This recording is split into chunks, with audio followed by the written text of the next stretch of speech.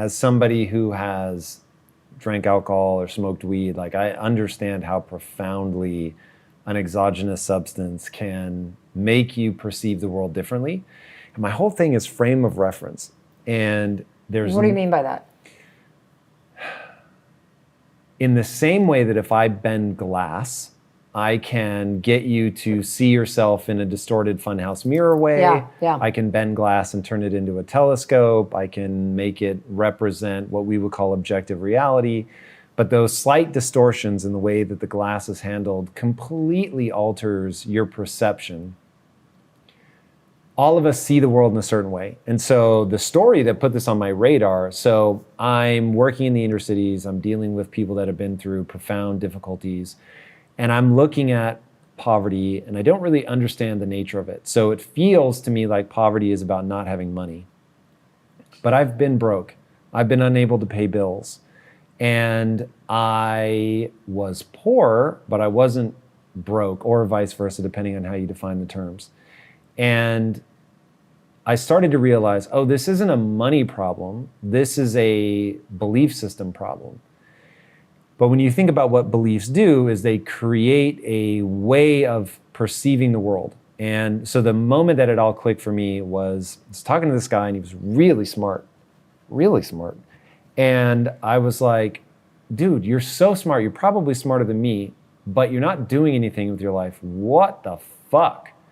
And he was like, oh yeah, well, my mom told me that the world doesn't want people that look like me to succeed. And I was like, and the world probably told him that Christ. too in a bazillion different ways, you know? But I was like, that's the dumbest frame of reference I've ever heard in my life. And the reason is, even if it's true, it makes you not take any action. And the only thing that will guarantee your failure is not taking action. And so I was like, I know that your mom had the best of intentions when she said that. She wanted to save you from heartache. She wanted to prepare you for difficulties. But the reality is, it made you not try. And I was like, the reality is you can get so good that people can't stop you from being successful. And as I said that, I realized, this is frame of reference. My frame of reference is that, yes, I'm not as smart as I would like to be, but I can learn and I can get better. And if I get good enough at something, people can't stop me from doing it. Your frame of reference is I might as well not even try because the world is going to stop me. And if I were to adopt your frame of reference, I would get the same outcome, because it's now what I call the only belief that matters. The only belief that matters is that you can get better. And if you believe that you can't get better, or that getting better doesn't yield any results, then what would be the point? Why would you try? And since we all end up bumping up against reality, which is that skills have utility. And so if you lack the utility, then you won't be able to do the things you want to do. And if you have the utility, people can't stop you whether they want to or not. We're all going to bump up against that reality. And any frame of reference that stops you from pursuing improvement, skill acquisition, is doomed to fail from the beginning. And so then I became obsessed with, whoa, this is actually a game of frame of reference. How do I give somebody the frame of reference that says, no matter how the deck is stacked against you, you have to learn to play better? And that is impact theory. It's literally why it's called impact theory. This is my theory on how to impact people. So, well, and that's especially important, not only when your mother says it, but if you are a person that society is organized and sending messaging and discriminating against you, that message just gets reinforced by your lived experience. And so it gets reinforced by how you interpret it. Well, that's your brain. If your brain from a very young age is told the message that people that look like you, like, don't succeed, so don't bother, whether it's told from your parents, or you get that from your school, or you get that from the media, or you get that from some asshole that says it to you, your brain and the RAS, of course, lets it in and then looks for matching theories. It starts spotting it. And so it's both true that bias and discrimination exists, and your mind organizes itself to see it everywhere as well. And so you have to fight. I think it's really hard to fight against these things that are out in the world, that are, like, for me, I was not dealing with it from society. I had built enough of a cage in my own mind that that's what I was breaking through. What I'm trying to say is, I think shows like Impact Theory are essential. Because if you start to believe that shit, whatever that shit is that's not true, because everybody is capable of change, period. You and I have seen too much evidence of it that you could try to argue to Tom and to Mel Robbins that this person is beyond change. It is complete bullshit. I think everybody is capable of change unless you have some sort of incredible psychosis or diagnosed something or another that makes it neurologically incapable. Everybody's capable of change. And so the importance of what you're doing cannot be understated because our brains are organized to spot evidence that matches our belief system. That's the way the RAS works. And until you start to interrupt the story that you're telling yourself, you're going to continue to feel stuck. You're going to continue to see those thoughts. And the kind of content that you're putting out is hugely important because the other thing that interrupts the RAS is representation. If you see somebody that looks like you, or you see somebody like me that was facing bankruptcy 14 years ago and have liens on my house, and you see somebody else that faced the shit that you feel overcome by, it's proof that you can do it too. And so, thank God you're doing this. Yeah, it's interesting. Getting people to realize that whatever your frame of reference is, it's been a series of choices that you've made about what to believe. And the problem is most people think that what they believe, they have simply realized objective reality. And so getting people to understand that it's not objective reality, that it is a distortion, it's a funhouse mirror that we all construct. And it starts when we're young, so it's like, who's responsible for constructing it? I'm not even worried about that. All I care about is you can reshape the glass at any time. And getting people to really engage with whatever your frame of reference is. There's a frame of reference that will move you towards your goals, and there's a frame of reference that will move you away from your goals. Mm-hmm. That's the aligned action thing. Exactly. And the catch is that aligned action follows from the intention, which follows from you didn't say wake up, but I'll say wake up in my own language, of recognizing that all the things you believe it's a construct. Mm-hmm. Now, it's a construct that's based on things that are real. You bump into something, it really does hurt. And so that stimulus is real, but the response is chosen. And so the story that you tell yourself... Well, hold on a second. Here's where I would push back. So where I would push back is this. I think once you become an adult and you're outside of the family home or the church of origin or whatever the hell it is, that you now... once you get away from that container, you have a choice. And away from that container may be that you've logged onto YouTube and you found videos that make you start to think different and to question what has been programmed in. I believe that most of us do not have a choice when we're little. I didn't say when you're little. Okay, well, I just want to clarify that because I feel that most of the programming that most of us have was absorbed 5 and under.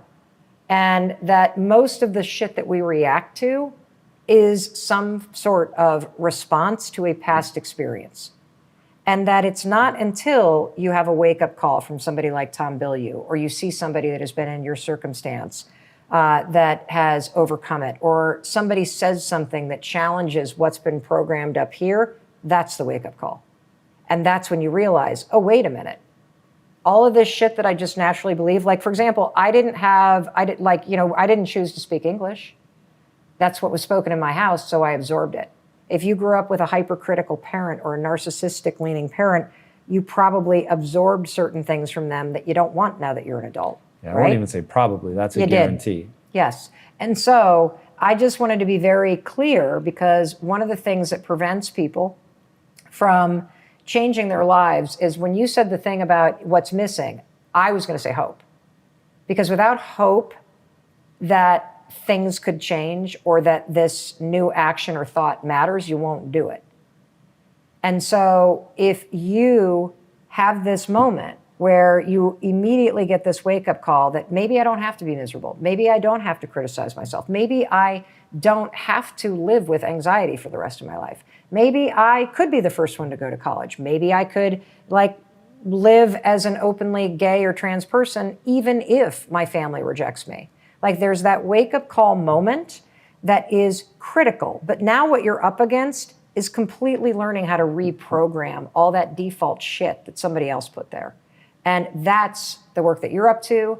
That's the work that I'm doing for myself. And I did it at a certain level up until the last 2 years. Like I've been chipping away at this shit at all different kinds of levels. And I think the more self-aware you become and the more successful that you become in achieving goals or taking away a lot of the stressors that, you know, are no joke, like paying your bills, the deeper the opportunity to attack the deeper shit, which is what I've been working on.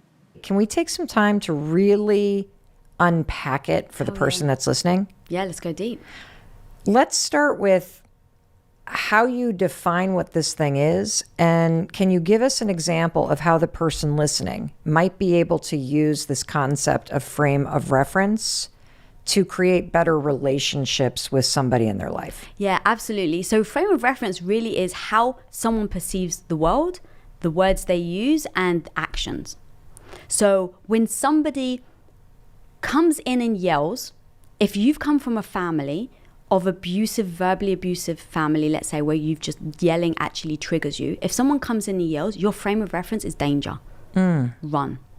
If you come from a Greek family where everyone yells and someone yells, I'm like, oh my God, it's my peeps. My frame of reference is when someone yells, it feels good. It means that everyone's happy and excited. So you can imagine two people in the same room communicating over something and their frame of reference is completely different. You're talking, it's literally like I'm talking Chinese and you're talking, you know, English, and we're not understanding each other because our entire perception of words, actions, and behaviors are all based on our own beliefs of from growing up. Got it. Does that make sense? Yes. And and the reason why this is powerful is because if you understand in your example that you're not triggered by yelling, because your association growing up in a very loud kind of family is that's the sound of a full house. Mm-hmm. But somebody else may experience that same volume and have a profound shutdown and traumatic response because that kind of volume and yelling in their household meant something else. Correct. So now when you see somebody acting out of accordance to what you expect them to do, right? So you know when you go into a conversation and you're like, okay, they're going to say this. And then they say you're like, they're offended? How the hell are they offended? I thought that was going to be a great news. That's an indication you actually probably have a different frame of reference. You know, I would imagine that most couples therapy is nothing but a therapist trying to tease out people's frames of reference, which is their conditioning. Correct. From their life experience, which then leads to your beliefs.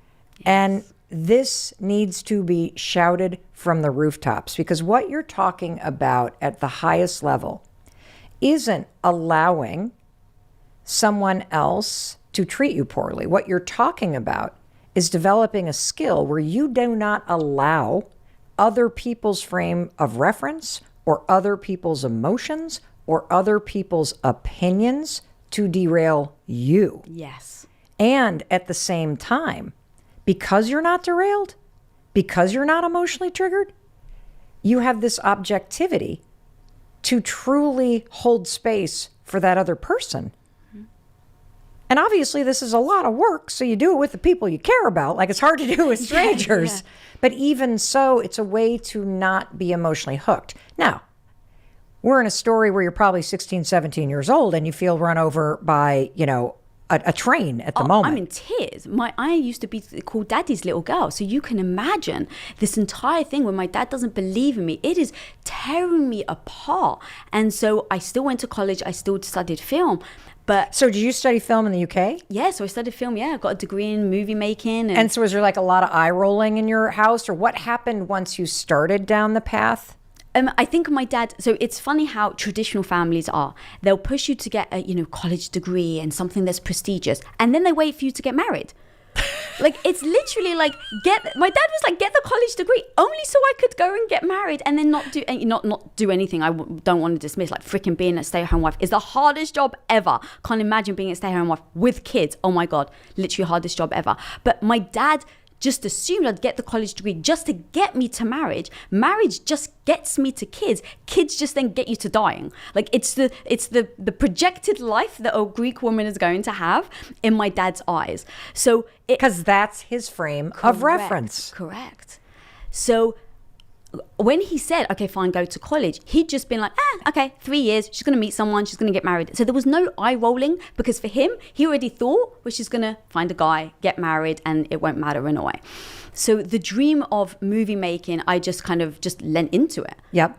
And so I didn't have any backlash once he had said, fine. Because he already had in his mind a different frame of reference. Correct. This isn't going to work out anyway. Yeah. Because I know what happens here, because my frame of reference is she gets married. Correct. And it's such a fabulous tool, because everybody in your family has a frame of reference about what they think is about or should happen in your life, because that's what they've experienced. Yeah, exactly. And so you study, you now are tapping into this ambition. What happens next? So I'm thinking, okay, I'm getting this degree, I'm working, but like all of my dad's concerns are like, in my little ear, right?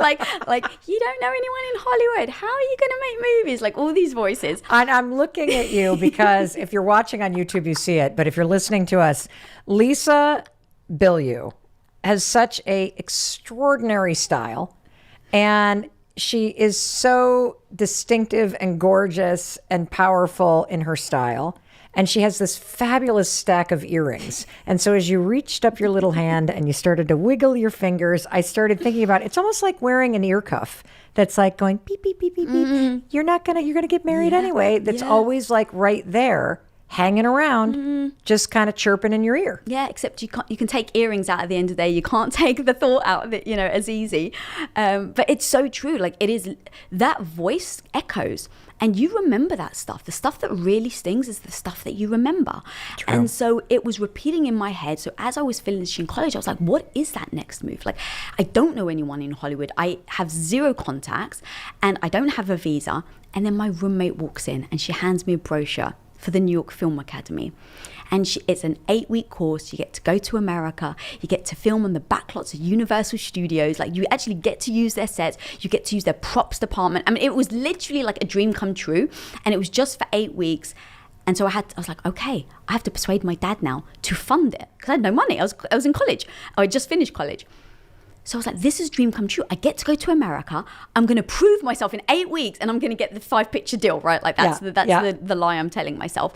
But the lie was helpful. The lie propelled me forward. So I actually don't mind that. So I go to my dad and I have to convince him again. And I'm like, Dad, I know that I said that I'd finish college and I'd get a job, but I actually need a lot of money to go and study film in America for 8 weeks. And so again, we just argued, and eventually he's like, as long as you promise me that when you come back, the first thing you're going to do is take life seriously and get a job and get a career until you find the guy. He didn't say that, but that's always underlined. Yep. So I said, yep, deal. So I go to America and my life changed forever. What happened? So I walk into the New York Film Academy and I'm like, wow, my teacher's really freaking hot. And I'm in class. This is a school for adults, people, just to give context. I'm 21 years old. And I'm like, my teacher is really smoking. And he's very talented. And I get very turned on by talent. And so he shows his movie and I'm really interested. And he ignores me, Mel. And I'm like, God, this guy. So anyway, to cut a long story short, a month in, he turns around and asks me on a date. So you're still taking the class? So I'd finished. You got 4 weeks left, baby, because it's an 8-week class. Yes, look at her counting. But the last 4 weeks was practical. Okay. So I didn't have any more classes with him. You just have to go out and make your movie. Okay, great. So on the last day of my last class, it was like, I hint, we're going out with friends. He's like, why don't you give me your number? And how much older was he than you? 4 years. Okay, so like this is not like some 40-year-old dude. No. Okay, gotcha. So he comes pick me up on the first date, and it is not what I was expecting, not what I thought like I'd been taught as a young kid. Like having a car with rims was like a sign of wealth. Wealth meant security. Having a guy that wore so much cologne was, you know, almost like a calling card, right? Like I'd grown up with. And I open the door, and this guy's standing there, and he comes straight from work, and his car's a mess, and it's dirty, and it's half broken, and the back seat is full of like just complete junk. And then he opens the car door for me. And I was like, wow, chivalry is alive.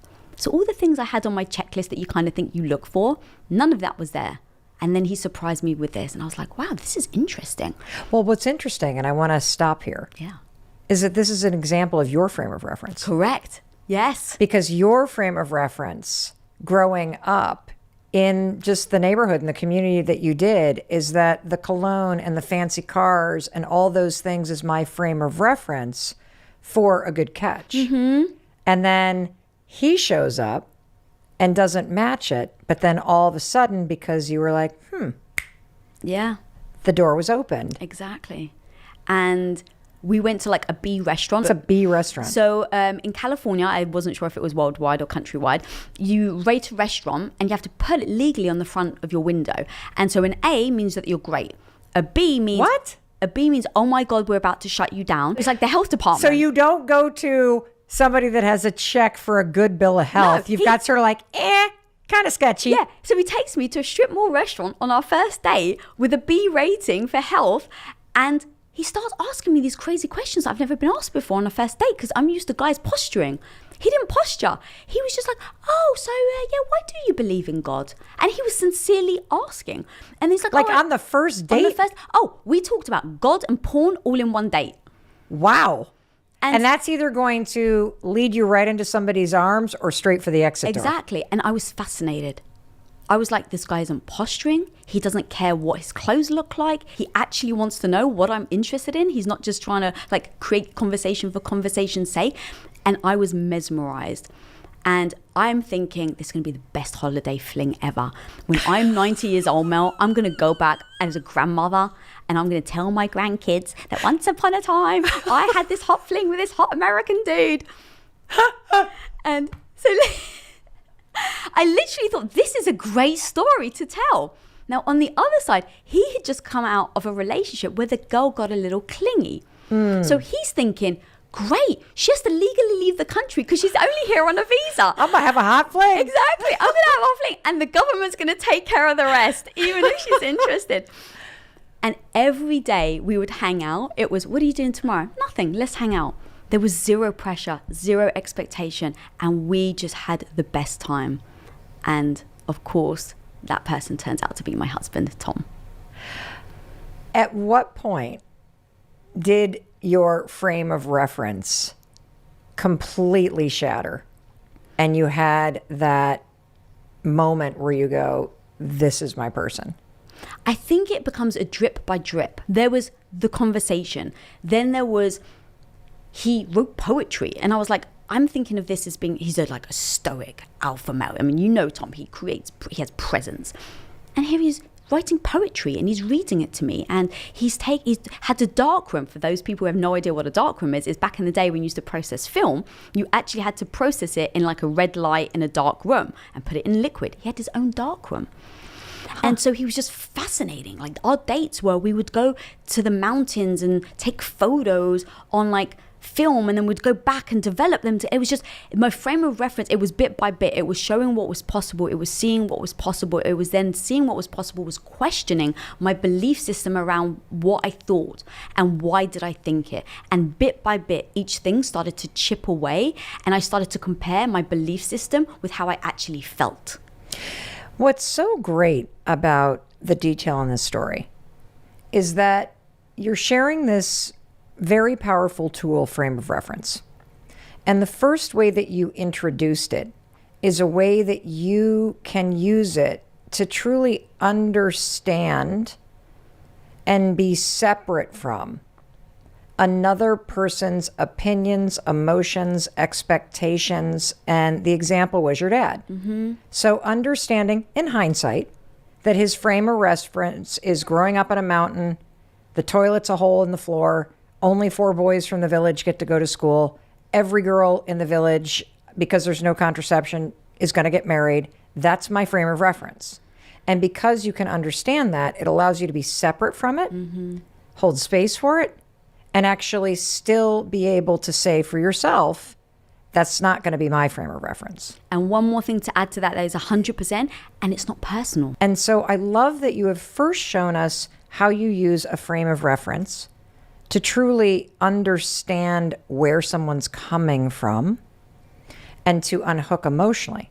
But now you're explaining a second way to use it, which is when you meet somebody like Tom, and he is completely different than anybody that is in your frame of reference and your belief system, you're explaining how when you really have the courage to examine what is my frame of reference, what do I believe about family? What do I believe the rules are that make you a good person? What do I believe about purpose and meaning and what it means to be a good daughter or a this or a that? When you can see your own, you can now have the power to start to challenge it based on the people that you meet or ideas that you bump into or things that you study in school. And that's so powerful. Thank you. I love the way you brought it together. It didn't really dawn on me as I was talking that it's the two. It's the frame of reference for somebody else, but then it's also your own frame of reference. Yes, and we are so quick to defend our frame of reference as the right way to look at something. And the only way to look at something. And that if you don't fit in this, you're out. Or if you don't understand me, you're out. And so I think it's a very powerful self-awareness tool that you're explaining for both understanding and being able to live in that kind of messy, sticky middle part where your emotions aren't the same as others, the way you think about things aren't the same as others, and to also challenge yourself. So I have to ask, what the hell happened? Like the 8 weeks come up, do you have to go back to the UK? Do you tell your father? Or you getting married? Like what is going on? So 8 weeks comes, yes. And we literally for 4 weeks we're like, it's fun, it's a fling, it's fun, it's a fling, and we're just seeing each other all the time. So it was like the last week, and we go to Dockweiler Beach and we're making s'mores with his friends. Okay. And so we're sitting there making s'mores. And his friend turns around and is like, so, Lisa's leaving. Like, what are you guys going to do? And he didn't say a word. He just turned to me and he's like, I'm going to come see you in London. Is it okay if I come in like 2 weeks? And I was like, yeah. He didn't even have a passport. So in like 2 weeks, he booked a flight, got like an emergency passport. Didn't even have a suitcase. He took his mum's pink suitcase. Like I literally can still see him walking down the thing with his pink suitcase. And I was like, who is this guy? I love him so much. But he jumps on a plane and he just comes. Now, I've never introduced a guy to my dad ever. Never introduced any guy? No. And now you're going to introduce him to Tom Bilyeu, who's got a pink suitcase that has flown in from the United States? Yes, exactly. Are you out of your mind? I was out of my mind. What did you feel? So, my parents are divorced, so I used to live with my mum. So he was going to stay with my mum. So I contemplated, do I hide him for 2 weeks? And I was like, I can't. 2 weeks? That's a long time. My dad's a Greek man who takes care of his daughter, like very protective. If I don't call him for 2 days, he's like calling the ambulance, he's calling the police, like he's that guy. So I was like, I can't hide him for 2 weeks. I just have to take him to see my dad.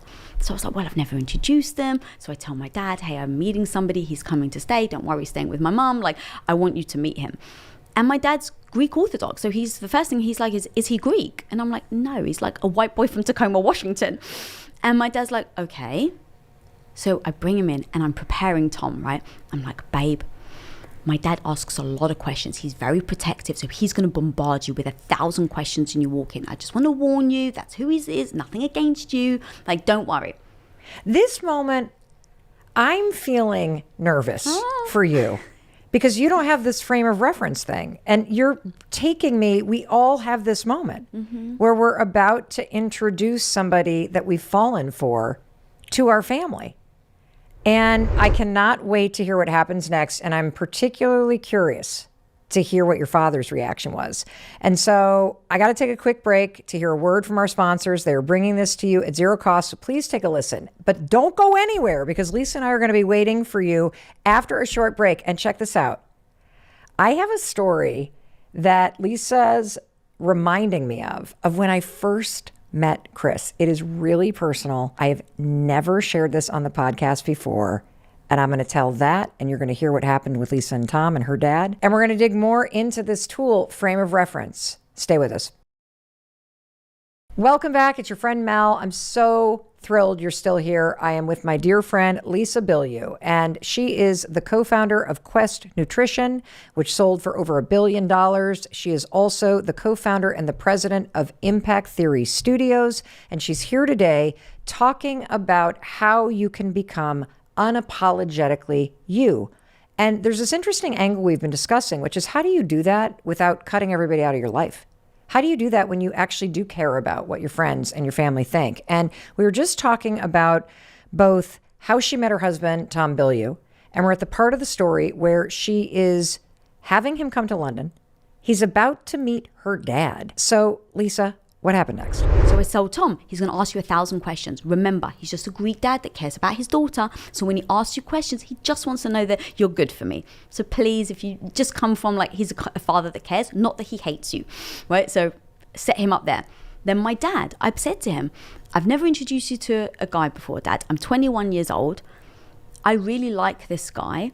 It would be great if you could welcome him. It would mean a lot to me. What was your dad's response? Okay. But here's the funny thing. Now, my dad didn't think it was going to last. Oh. So he was like, yeah, I just thought, why rock the boat? I may as well say, okay. Tom meets my dad. He asks him barely even one question. Wait, your dad barely asked Tom any questions? Yes. So remember, I've set him up. And now I'm like, oh, dear Lord. And it was because my dad was like, I showed him respect, I fed him, I greeted him. Like, we were very polite. I want to make sure. My dad's very polite. He just was like, you know, how's the weather? What's America like? It wasn't like, what do you do for a living? What's your goals? You know, like, so it was very like not like my dad. So even though he was welcoming, and again, in hindsight, he just didn't think we would last. So he was like, well, you greet him, you show politeness, you always show respect. What did you do? Because you know that this is not going. I was unsure. I was like, yeah. Well, the funny thing is, I didn't know it was a sign of what he was actually thinking. Because when someone acts out of accordance to what you expect, now, as having done all the mental work, right, the first thing I would say to myself is, if I was writing a script, what would have to be true for my dad, who always asks 1,000 questions, not to ask Tom any? That he doesn't like him. And the answer would be, he doesn't like him, or he has resentment towards him, or he has a threat. My dad is the center of my attention. And so if my dad doesn't approve of him, and now my attention is going elsewhere, could that be why? I didn't know, but those are kind of like, you come up with conclusions. But again, it's not about me. Here's what I just want to hover on for a minute. Because this is life. The ability to navigate these moments where somebody's behavior or their emotions do not align with what you wish. This is reminding me of a story I don't think I've ever told, which is when Chris and I got engaged, and Chris lives in the East and I grew up in the Midwest. And like most families and parents, now that, you know, I'm kind of at the age I am, I understand my mother's frame of reference now. But back then, I didn't. And there was this thing that happened between us that really pissed me off and hurt me. And it was this. As Chris and I got engaged, and as the wedding approached, my mom became more and more bristly towards him and snarky about his family. And it bothered me. And I did not have this tool that we're talking about in terms of being able to take a step back and not get all triggered and emotional, but go, well, what is her frame of reference here? What might be true for her to be in her mind and her frame of reference, to have her, someone I love, and someone who I know loves me act like this? And not having that tool, I, of course, just was spun around like a top. Why is she doing this? And then you get angry, and then you literally start interacting with each other through emotion instead of being able to unhook yourself and slow yourself down. And so here's what happened. I was talking to a friend, and she said, well, I think you just need to talk to your mom. And maybe what you could say is it really hurts you that you're chilly and kind of like bristly toward his family, and you're a very warm person, and you're acting in a way that's very cold and judgy. And I need you to act consistently with this. I need you to pretend you picked him for me. I need you to show up in a way that is consistent with you being happy because you picked him for me. And do you want to know what she said? Yeah. She said, I didn't pick him for you, and I'm not happy. And I was so pissed. And then here's, though, what I started to piece together. And this is the interesting thing. Even the request made her warmth come back online and made her change. However, I can now use your tool, frame of reference, and I can absolutely see what was going on. Because she grew up in a huge farm family in upstate New York. And my dad grew up in New Jersey in a working class family that had a bakery. The second that they got married, right out of college in Kansas, and ended up in Michigan, they never saw their family. Ever. Ever. Because my mom's family was too busy running a farm. So who's going to take care of 100 head of cattle? My dad's family's running a bakery. Nobody was flying around or traveling like they do today. Her frame of reference is, once you move away, you never see your family. Mm-hmm. And so I can now use that tool and go back in time and say, of course she didn't pick a guy that was on the East Coast for her daughter, because she wanted somebody that was going to have her end up in the Midwest. Right. And I totally get it now. And so you can, using this, whether you're using it today for difficult conversation, to really try to hold space for what somebody else's reaction might be, and also what you need to say, or you're moving forward in your life, examining your own frame of reference, or helping you understand others. Or I think this is an incredibly powerful tool to go backwards. 1,000%. And what's interesting with everything that you just broke down is your mom probably wasn't even aware of her own frame of reference or why she was behaving like that. Because if you don't do the work, you know this, if you don't have a growth mindset, if you don't actually look to try to understand yourself, you will be reactive. And when someone's reactive, sometimes they don't actually have clarity on why they're reacting. And so as you do this process, please bear in mind that that person may not actually know their frame of reference. I think you should assume they don't. Yeah, actually, that's probably best. Don't tell them. No. What you think their frame of reference is. Do not know, because then the response will be, oh, you know me better than I know myself. It's like you're doing this for your own work so that you know how to show up, how to communicate, and actually work towards your goals without someone hindering it. That's the goal, right? It's like, if you have a dream, what life do you want? How are you going to get that life? What's getting in your way? And these are all tools that you can use so that you can keep moving forward towards that dream without holding back when someone comes to you, whether it's a mum that you care about and is upset about a decision that you made.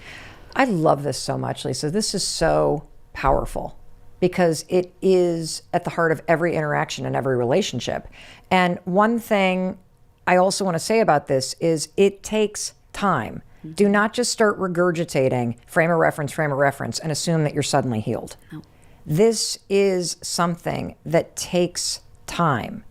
Understanding yourself, knowing yourself and your own frame of reference takes time, especially when you want to navigate in this space that we all need to learn how to navigate, which is where you are in relation to other people. Mm-hmm. And so what happens? He meets your dad. So meets my dad, and he's very quiet, doesn't ask a lot of questions. Tom and I just get on so well. There's just something connection between us that we cannot describe. We just keep leaning into it. And this was before cell phones. So we would email each other. He'd come back to America. So we tried to find ways to be together. Right. So I would come to America for 3 months. I would try and Tom would get me a job on a movie set. I would work for 3 months kind of, as like a PA, and then I'd go back to England. Then Tom would come and visit. So we did that on and off for about a year. Okay. And then Tom proposes. But here's the thing. Being a very traditional Greek family that I have, I've always said to him it was very important that he gets my dad's blessing if it ever happened. Yeah. So of course, Tom goes to my dad and sits down and says, Andres, I love your daughter. I want to marry her. And my dad says no. Oh my God.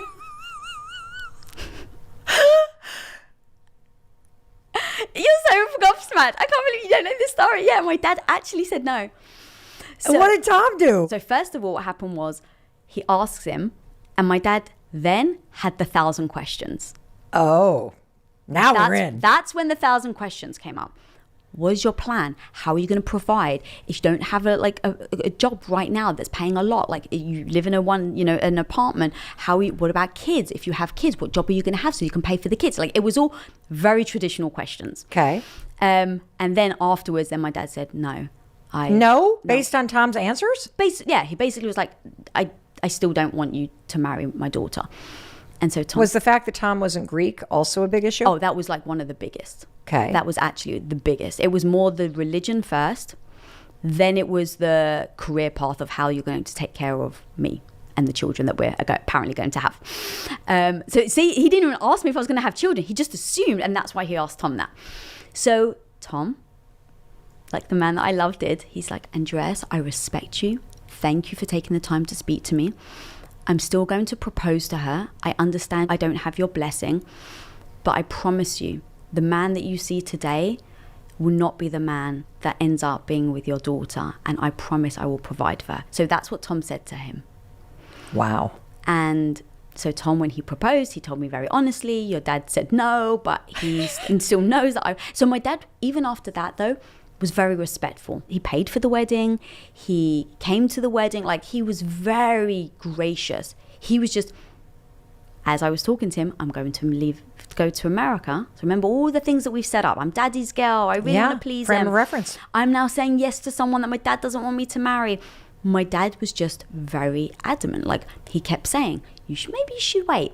What's the rush? Don't put a down payment on the reception yet. Like he was very kind of like, he was respectful, but very tried to push it off. Mm-hmm. And that's where it's the collision. How many people have made decisions in their life based on their parents and what they want or other people? And what's happened is one of my favorite movies of all time is a movie called Closing Doors or Sliding Doors with Gwyneth Paltrow. That metaphor I think about all the time. For people that may not know, Gwyneth Paltrow is running for the train. In one scene, she makes the train, they show her life. They cut, and then they do it again. She's running for the train, and she doesn't make the train. And they cut, and then her life. The difference of just making that train, that's really how I think about decisions. One decision can take you on a completely different path. So what are the decisions that you make? I love him so much, I will marry him. But how do I navigate that with my dad who doesn't want me to marry him, who doesn't want me to go? So I stepped back and I said, okay, I can't have my dad dictate. But that was a thought, like a fleeting thought. Of course, and for a lot of people, they do. Yeah, I'm just honest. I try not to hide around anything. And the truth is, hopefully, if nature takes its course, my dad dies before me. So now think about when I'm 50, if my dad's not around. I've now said no to the person that I love, and it may not have worked out. But what if it did? And I made a decision for somebody else that I have to live with for the rest of my life. So that was how I processed. I can't do what my dad wants. I have to do what I want. Now, how do you navigate the conversation? Because I didn't want my dad out of my life. Going back to, I actually care. So I said, okay, what do I know about humans? Everyone wants to be seen and heard, period. My dad, if I shut him down and I'm like, I'm going to do, right? We said it earlier. Yeah. I'm going to do me. Don't who you think you are to tell me what to do? Like, you go girl, like all of that. Like, it isn't reality. Because True. the reality is I did care and I wanted to show my dad respect. So I said, okay, going into this conversation, you're not going to back down, Lisa. You are going to marry the man of your dreams.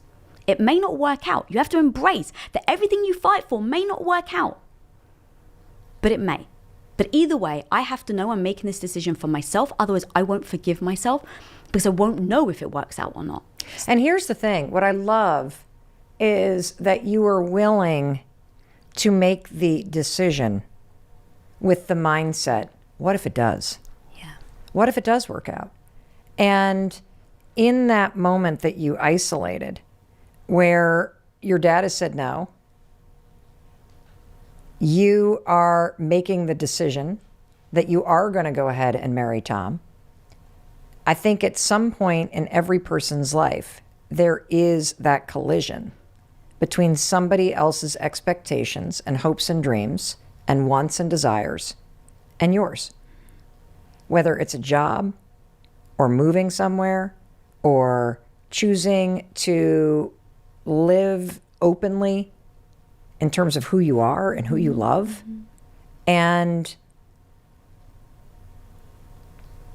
in that moment, literally putting the bet on, well, what if it does work out? What if this collision is momentary and I'm willing to acknowledge that this person's frame of reference is not the same as mine, and I'm just going to step one step further onto that train, knowing it's taking me in a direction I feel called to go. But what if it works out? Like, that's a beautiful way to inch your way forward in your life. Agreed. And I think the poison of our brains is when we ask ourselves, what if it doesn't? And now I've gone against the family. I've gone against the beliefs. I made a big deal. So let's say you're studying something and you've gone to college and you tell everybody, even if they don't agree with you, you're going to go do this thing. And you've spent $100,000 and 4 years of your life, and you go to the job and you freaking hate it. And now you stay in the job because you're so embarrassed to tell everybody you actually hate it, right? That you can never predict what's going to happen. And so I have the ability, and because I've just promised myself that even if it doesn't work out, I'm going to be freaking proud that I gave it a chance in the first place. And if I make that decision now, when I get there, if it fails, I just go, oh, I knew that it could fail. I just gave myself permission to get started in the first place. So even with my marriage, I had to say to my dad, even if my marriage doesn't work out, I have to give it a shot, and I won't feel bad and go back. Like, I'm not going to be that person that's going to go lick my wounds back to my dad being like, Dad, you were right. It's like, no, I gave it a shot and I'm proud that I did. Yes. Now, the thing with how you communicate that is that next step in like this whole humongous, like, oh, I just got something really big. Oh, go. Oh my God. Oh my God. Oh my God. Oh my God. So in the scenario where you make a decision, and it turns out that it doesn't work out. Yes. And you come back with your tail between your legs, and you're at that moment with your dad, right? Or anybody in your life who's like, I told you so. See, I was right. Here's what I just got. In the moment of the collision, and we're just going to use your story as the model for this, and your dad is saying, no, this is not the right person for you. What he's actually saying is, he's not the right person in my story about what happens in your life. Yes. But that collision is the moment where you get to decide who is the right person for your story about your life. And it doesn't matter, honestly, if the relationship goes the distance or not. Because obviously, if you are making the right decision for your story in that moment, they are meant to be a part of your story. I 1,000% agree. And I think what we instinctually do is if it fails, we then beat ourselves up. And we think somebody else was right. And we think the other person's right. And it doesn't make them right. Exactly. And what you have to do in order to prevent that, because I know that, right? Like, I try not to okay, I know this about me. Like, know thyself. Know exactly what makes you tick. Know exactly what doesn't make you tick. I know myself. I knew that, oh my God, if it fails, I'm going to feel really bad. And oh my God, now I'm going to think I'm a loser. And right, that story you're telling yourself. Yeah. So in that moment, go, how do I make sure that even if it doesn't work out, I don't actually have that knock-on effect, because I know it's going to be detrimental to my self-esteem and how I feel about myself. So I put in actions now in order for the future me to thank me and feel good about the decisions I've made. So that's why I say I did the process. Okay, my dad's going to die before me. Okay, that's actually true, that I don't know if my relationship's going to work out or not. But either way, my dad may not be around, or obviously eventually he won't be around to even know if it works or not. So I have to make a decision for me, not for him. So I was very concrete on the decision I was making. Lisa, this is so powerful. I am getting so much about this concept of frame of reference in my own life right now. Looking at the past, and here's what I want to do. I want to take a pause, hear a word from our sponsors, because they're bringing this to you at zero cost. And when we return, let's unpack this tool for real. And let's really make sure that you, as you're listening, you leave knowing exactly how to use this in your life, with yourself, with your relationships. I also have listener questions. You're going to love all of it, so don't go anywhere. We're going to be waiting for you after a short break. Welcome back. It's your friend Mel. I'm so glad you're still here. I am learning so much from Lisa Bilyeu. I know you are too. Her book is Radical Confidence, and she is teaching us about this relationship tool. I freaking love this thing. It's called Frame of Reference. And Lisa, what I want to do now is unpack this even further. I love this idea of rolling the clock forward, and I can give you an example of how I use this without realizing it in my own life to make a really, really big decision. So Chris and I, we, as you know, we have 3 kids, and we had 2 daughters, and Sawyer was 5 and Kendall was literally had just turned 4. They're like 17 months apart. And we were trying to decide, do we want to have another kid? And in that moment, everybody has an opinion about this kind of thing, but I made the decision by going, I don't really want to think about it for my life right now.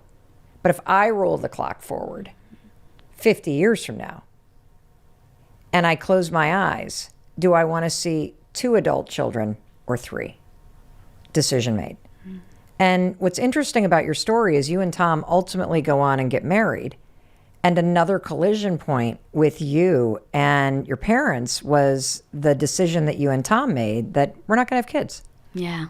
Could you share more about having that conversation with your parents? Yeah, so every time I have a conversation, I've done the internal work first, because I've realized that until I've actually realized how strong I am, why I believe what I believe, why I've made the decision I've made, I understand that I'm permeable to other people's opinions and thoughts and expectations. And so I have to do the inner work first before I ever bring something up to somebody else to have that communication, because I got to know what I'm saying. And because I find myself, again, just knowing myself, I start blubbering when I don't have clarity. Well, it could be that means you don't have clarity. So have clarity in why you are making a decision so that you can articulate it. So when it came to having kids, it was really hard because there was such a loud voice in my head. Now, this is back, let's say it was maybe 15 years ago. Okay. So women weren't talking like they do about being child-free. It wasn't heard of, really, especially as a Greek woman. So what was interesting is I kept pushing it. And people, being the external sources, family, everyone, assumed one of 2 things, because I didn't have children. My marriage wasn't stable, or I naturally couldn't have kids. Oh, because that was their frame of reference. That was their frame of reference. So when I kept getting asked, is everything okay? You and Tom all right? Like, have you been to a fertility doctor? Right? Like, it's all frame of, and I'm like, I'm not even trying. Like, why do you keep asking me? But it was their frame of reference. So once I started to work through, do I actually want children? Like, I know people keep saying it, and I actually told Tom when I first married him that I wanted 4. I'm a different person now. Like, the neurons in my brain have rewired. I think differently. I have different ambitions, different hobbies. I'm not that person that I was when I met Tom. And so do I actually want children? And I just had to ask myself the question. Now, what's weird is a lot of people may resonate with this, whether it's children or something else. Right. Sometimes you find it starts in like a little whisper in your head that you try to ignore. Nope, not going to hear her. And then she just gets louder and louder and louder to eventually you're just like, do I actually want kids? And so instead of just judging myself, I stepped back and I said, why do people want kids? People keep saying legacy. I've never actually asked myself what legacy means to me. Frame of reference. Legacy means to me that you do something that actually lives past you. Amazing. I don't have to have children to do that. Okay, let's write that down. Next thing, why do people think I have kids? You don't want to die alone is what my dad used to say. All right, well, if I don't want children, is it worth having them all my entire life? Just that I don't die alone. That's not fair on them, let alone me. Okay, nope, doesn't make sense. Don't die alone. Have great friendships. Build community. Like, there's other ways to not die alone. And so I literally just went through the checklist of why I think I need kids. And everything that I had believed, I actually disagreed with. Once I started to actually ask myself.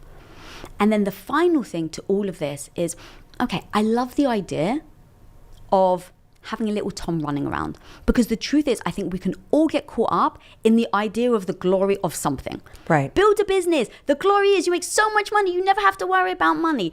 Have kids. The glory is that you never have to do anything when you're older, and your kids are going to take care of you, right? You can have little kids that love on you, and when you feel badly about yourself and the world hates you, your kids are going to come and give you a cuddle. There are so many reasons why I love the idea of kids. But what does that look like in reality? So I call it, what does your average Wednesday look like? Like, actually a Wednesday. Yeah. What does it actually look like if you're working and you've got kids? If you're not working and you have kids? If you don't have kids and you're working? Like, every possible scenario, paint what a Wednesday looks like. And you could do this for anything. Anything. Anything, any change you want to make. Correct. What does it look like on a Wednesday if I decide to cut gluten out? What does it look like on a Wednesday if I go back to art school? Exactly. Got it. What would have to be true for me to cut gluten and go to art school at the same time? All right, well, my husband's a baker, so I have to tell him to either make gluten-free bread, right? Like, Right. Then it takes you into action Yes. of what you actually have to do to have that life that you want on an average Wednesday. So I sat with Tom, and we had the communication that we always have. Babe, how do you feel about kids? How do you want to function? And he was like, I'm very ambitious. You knew that about me. I'm not going to be the father that comes home at 7 p.m. I need my cognitive load to be very on point. So I'm not going to be waking up during the week to change the diapers. He's like, I love you. I'll support you in any way, but these are how I want to show up. I have to respect that. He's my husband. He has an opinion just like I do. So Frame of reference. So on my average Wednesday, I took him and his thoughts, and I said, cool, he's not waking up in the middle of the night. So either I am or I have a nanny. How do I feel about that? Well, I don't really want a stranger in my house. Okay, so Lisa, you're waking up in the middle of the night, but you love what you do. You love crushing it at work. You love being a beast. You love growing a team. You love creating content. How do you do that if you've got a kid and you don't have a nanny? All right, well, right, and you can see. You know what's interesting about listening to you unpack this is that if you're somebody who wants kids, or you're like me and you already have them, my frame of reference answering every one of those questions is completely different than Lisa's. And yet, two things can be true at the same time. Yes. And that's how you navigate this understanding of others and understanding of yourself. You know what I forgot to ask you? Well, Whatever happened with your dad and Tom? Like, what is their relationship like now? oh my God. So you want to talk about how people can shift their frame of reference? Yes. So my dad goes from somebody who's, how are you going to take care of my daughter? I'm not sure I believe in you. I don't know how you're going to do it. To we're 5 years in at Quest. My dad doesn't quite understand like the ginormous company that it had grown into. Grew at 57,000%. We went from 0 to $1 billion in 5 years. Yeah. So I went from stay-at-home wife, supporting my husband, to helping him build it in 5 years. So talk about how much skill sets I had to learn and build, and the confidence that I was like feeling inferior all the time, but I just kept going.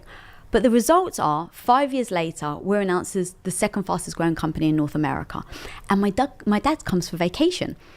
So it's the first time we go from poor, not having a company, just kind of like really trying to make ends meet, to then this company.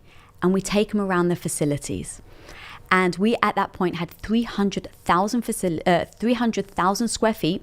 We had 3,000 employees, 3,000, because we were manufacturing. And so we take my dad around these 300,000 square feet, and you walk into the facility, Mel, and it looked like freaking Willy Wonka's chocolate factory. Like, we were doing 1.2 million bars a day. So my dad goes from nothing to seeing this, right? We take him around. We've got the tour. We've got the hairnets, the jackets, and we're done. And right at the end, Tom turns around to my dad and says, Andres, remember when you asked me how I was going to take care of your daughter? And he goes, yes. Tom goes, how am I doing now? And my dad burst into tears. He hugged him. He was like, I'm so proud of you. And it was the most incredible moment because of where we had started, because I had spoken up, because we spoke to him, we communicated. I didn't accept his frame of reference as it was going to be my frame of reference. And I gave him the grace to adapt and change, and for us to prove, not necessarily to him, but to prove that we were willing to work through our relationship struggles and actually thrive. And it was just the most amazing kind of ending to, you don't have to just stop at someone else's opinion. You don't have to relinquish your dreams for somebody else. Keep going on that path, and either they're going to come around like my dad or they're not. But either way, homie, you're going to be on that path that makes you freaking thrive. What I love so much about that is that it also reveals that if you give somebody the space to feel how they feel, to have their opinions, and you don't agree, and you respect that that's their frame of reference, and then you go and you make the decisions that really empower you, people do change. Mm-hmm. And you've now just not shamed somebody into doing it, mm-hmm. but he can own authentically a massive shift in his belief. Yeah. What a beautiful example. Thank you. Now, the other part of this, though, is we may not have succeeded. We may not have got the company. We may have bickered so much and not been able to communicate, and we may have got divorced. So I don't want people to think there's always going to be the rainbows, but I still would have made the same choice. That's the important part here. We're talking about Joseph Campbell's The Hero's Journey, and we're focusing on 4 specific steps of it. And you just learned the first one, which is the ordinary world. And now we're about to jump into the second one, the call to adventure. The call to adventure is all around you, and there are 4 things you must know in order to recognize it in your own life. So here's the first thing. Number 1, the call to adventure will not likely come from someone else. I mean, a robot isn't going to come and project a message to you. A wizard is not going to show up at your front door and be like, come on now, we got to go save the world. This isn't someone coming to you with your future on a silver platter saying, you're the chosen one. That's not how it works in the real world. It works that way in the movies and we love it. But this call to adventure is something you have to be open to and be willing to see for yourself.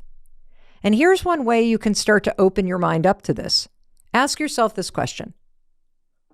What is your life trying to tell you?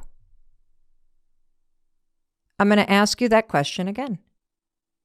What is your life trying to tell you? If you really sit with that question, you'll notice that your life is trying to nudge you in a certain direction. There's something you can't stop thinking about. There's some sort of sign that keeps showing up. There's something that you've wanted to do, but you haven't done it. And I need you to realize that you've got to be willing to start to look for this call to adventure, because if you don't pay attention, you're going to miss it. Now, the second thing you need to know about the call to adventure in your life is it can come as a very positive signal, or it could be a negative one. And here's an example that you might be able to relate to of a negative thing that represents a call to adventure.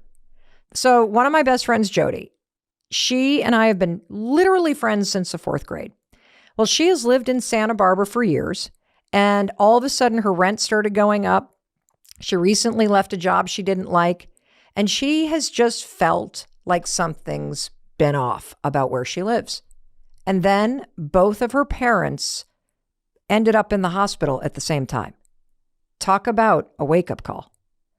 She had this instinct, this pull.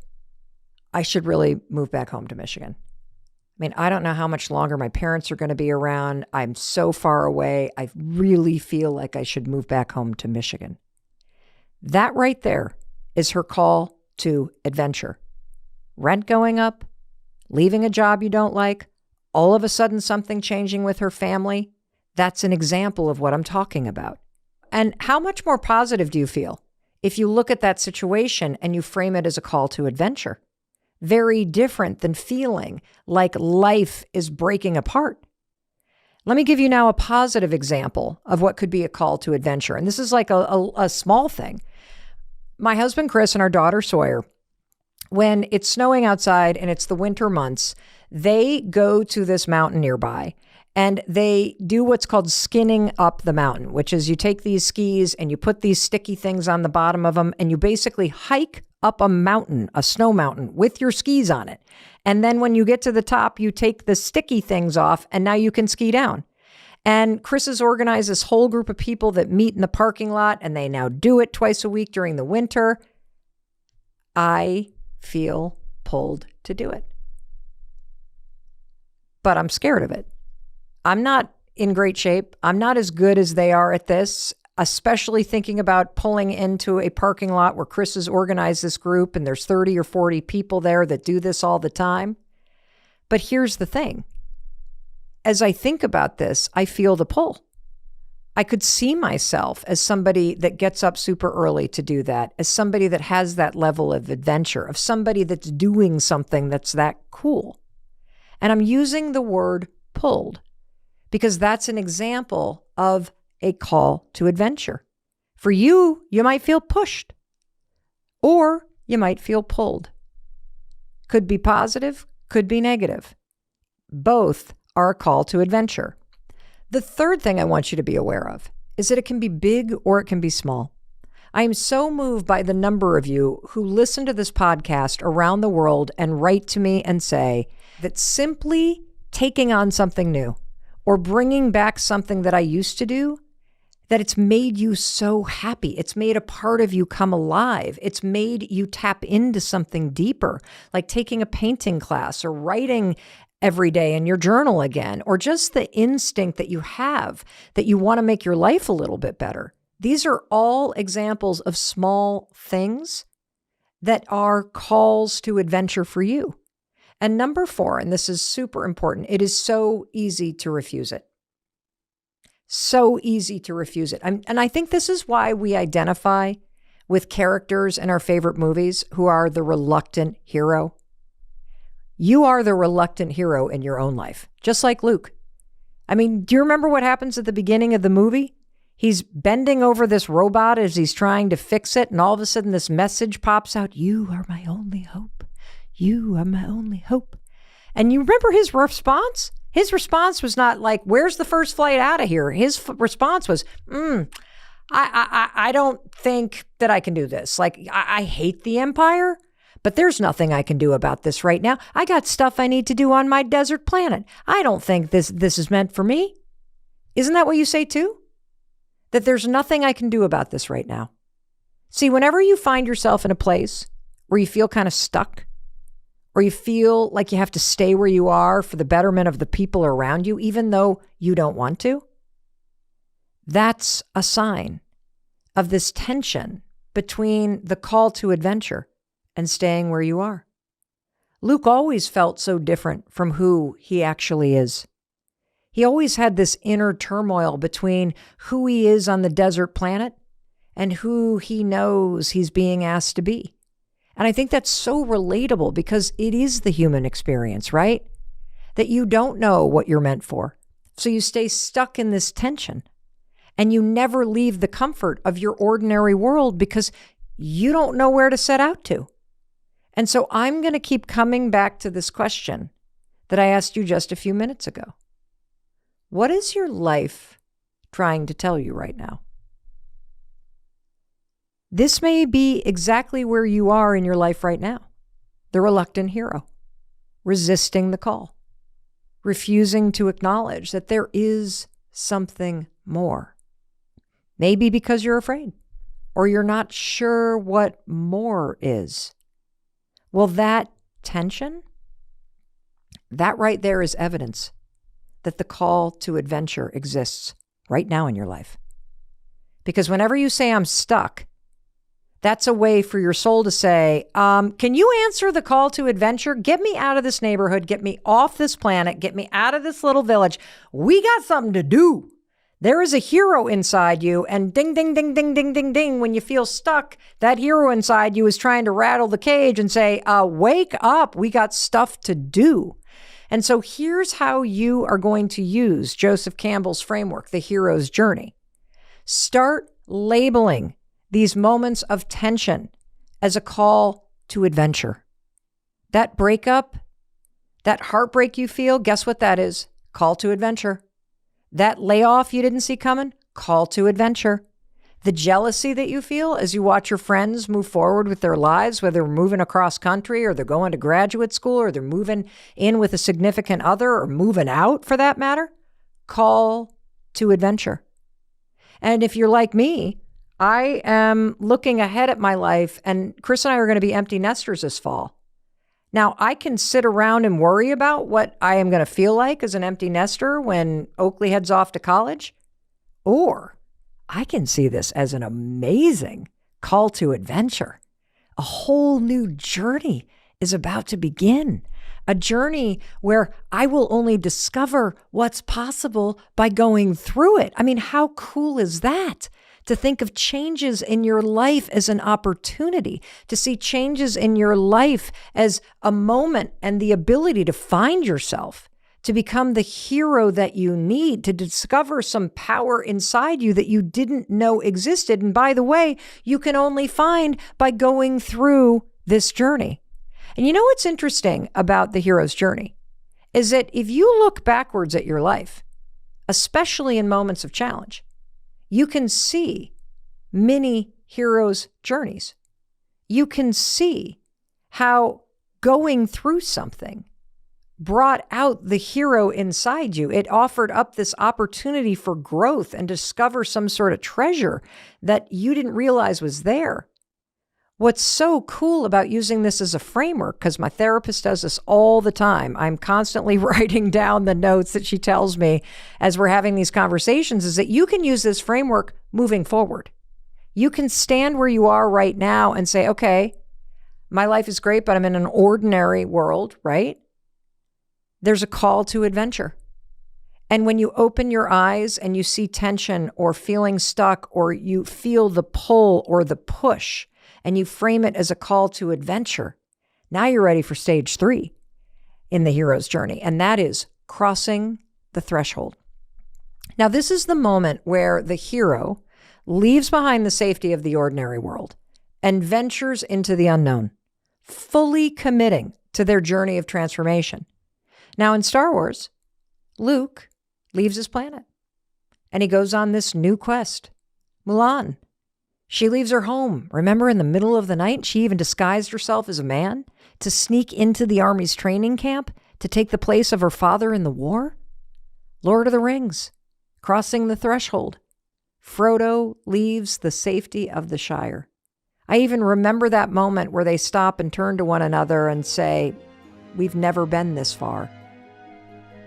And then they set out on their journey and cross the threshold. Now, my friend that I mentioned, Jody, she crossed the threshold.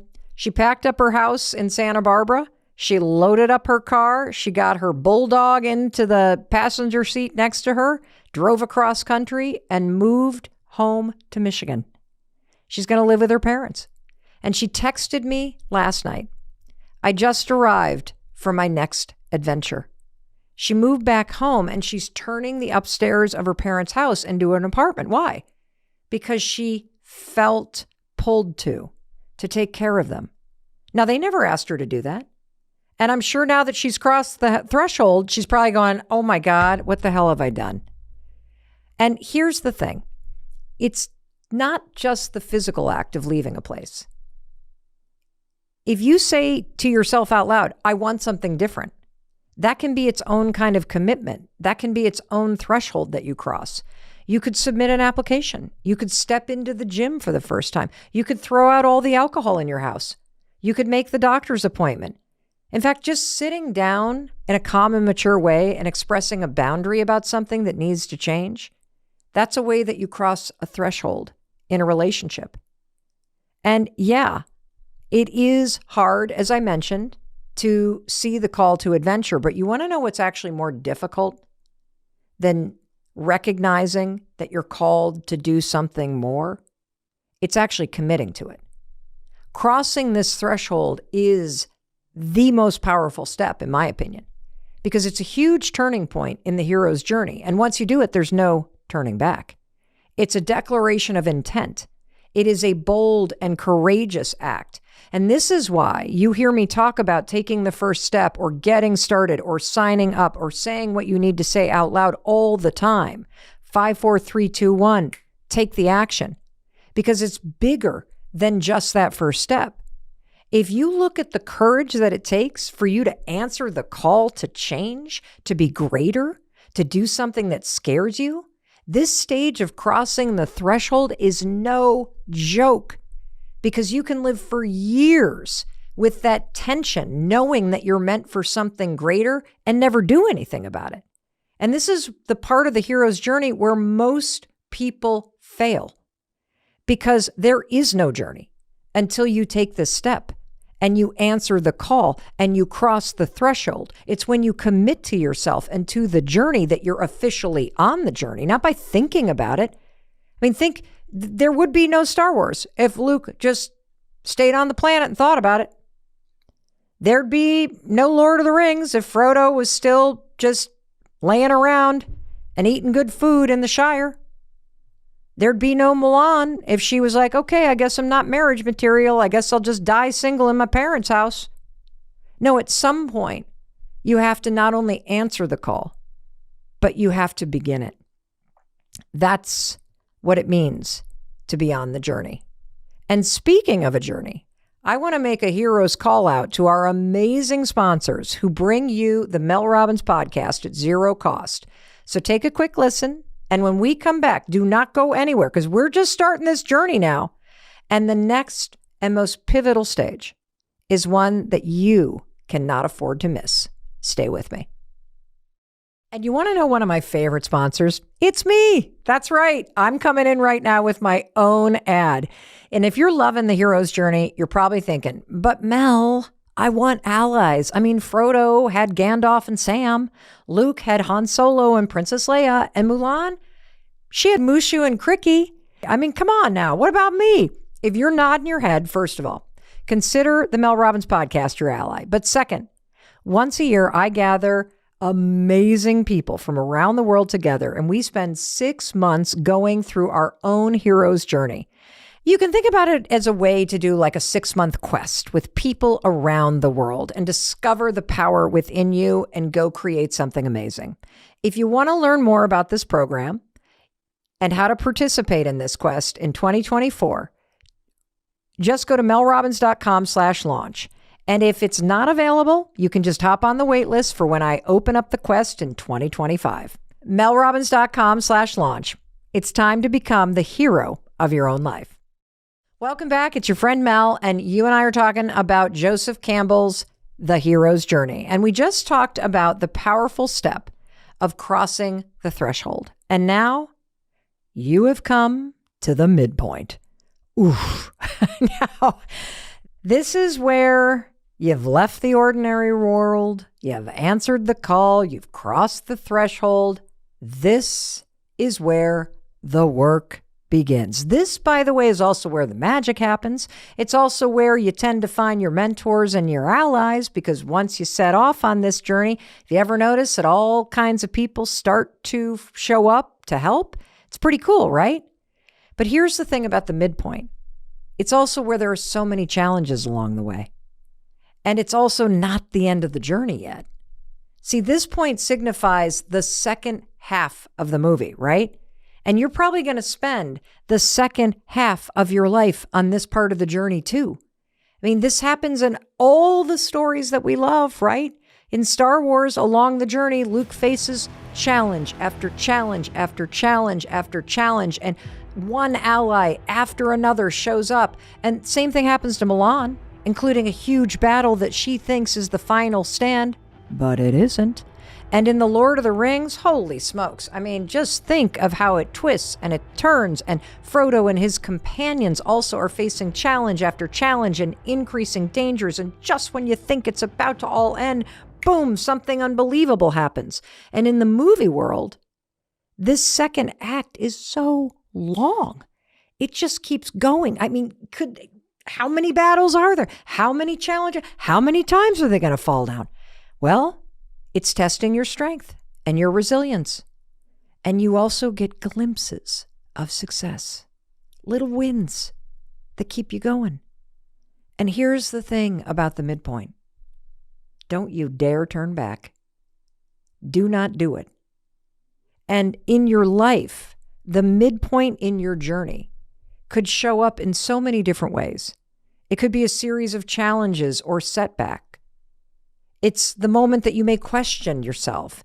You know, I think of my friend Jody, who just moved back, and I imagine her kind of pulling into the driveway, moving in with her parents, who were both recently hospitalized. Can you imagine how she's going to face the challenges? I mean, you can imagine how she's going to question, is this the right decision? What the heck am I doing here in the middle of Michigan?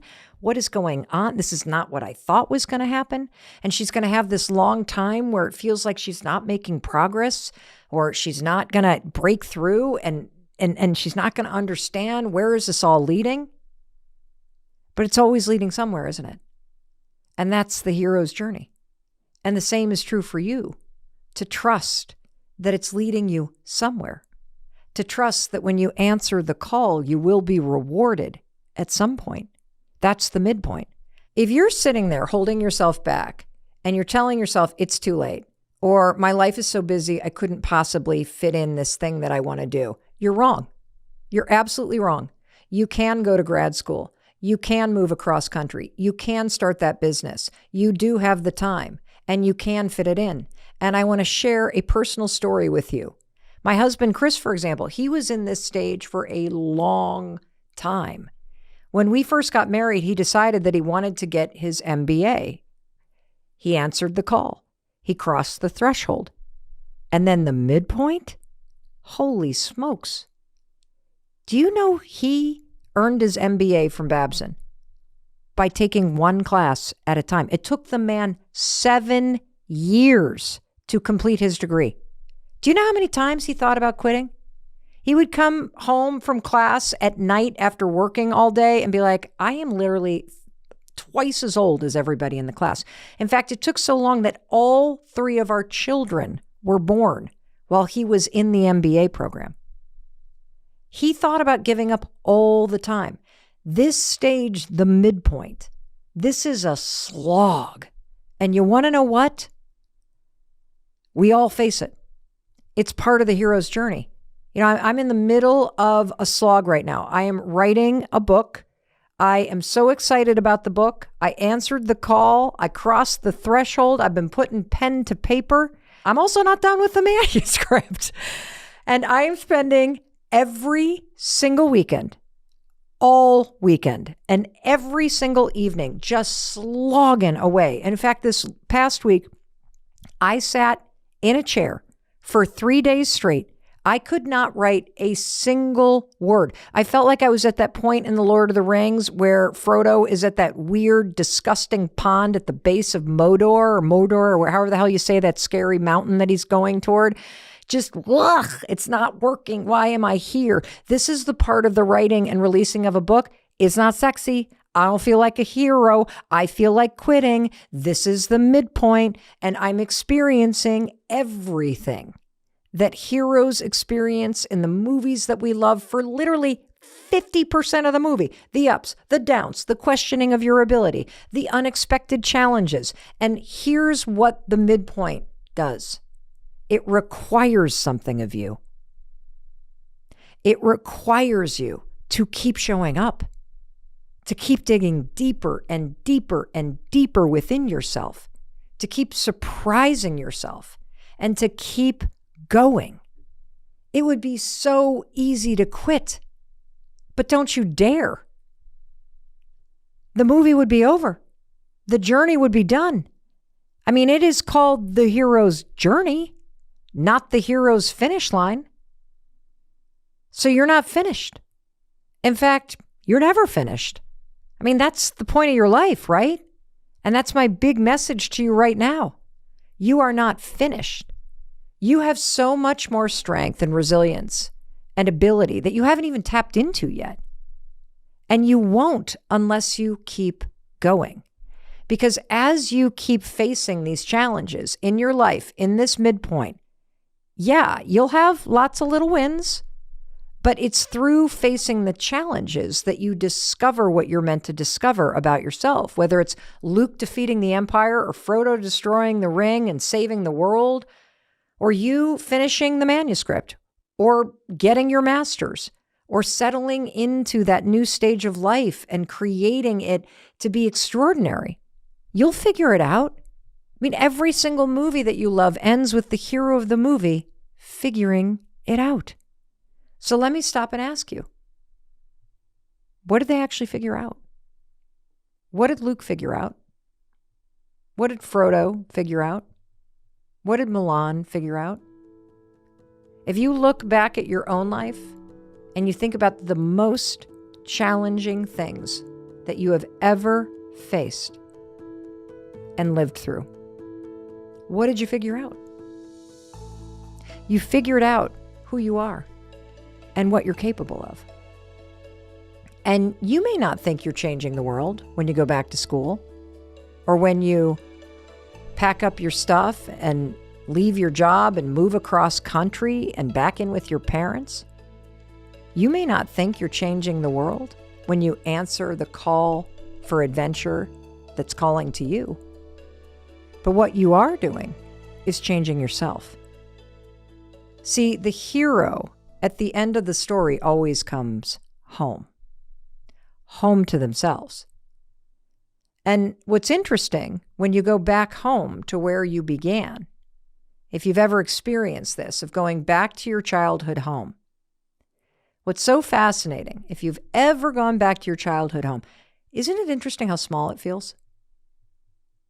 The reason why it feels so small is because you realize when you go back that you've outgrown it.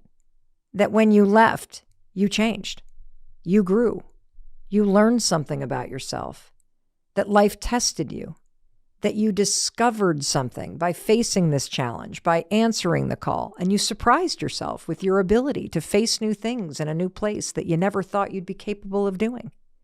So whenever you come back to where you came from, you will be confronted with the fact that it stayed the same, but you haven't. And maybe what you're recognizing as you listen to this is that there have been many, many heroes' journeys that you've already learned from in your life. When you left home for college, when you discovered your strength after a relationship ended, when you overcame a health challenge, or handled an unexpected setback or layoff. You pushed through grief and learned how to live with it. You moved to a new place and found a new community. Or maybe you look back and you see that you're a totally different person today because of the habits and the changes that you committed to and started over a year ago. And look, you and I might not be fighting the empire or truly saving the world. But every single day when you wake up, you're facing your own battles. You're in the trenches. You're doing the work. You're in the midpoint of some journey that you're on. And you are stronger and braver and more resilient than you know. That's what makes you the hero in your own life.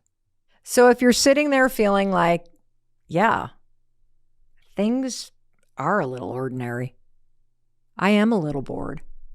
Or maybe you're realizing that tension isn't tension at all.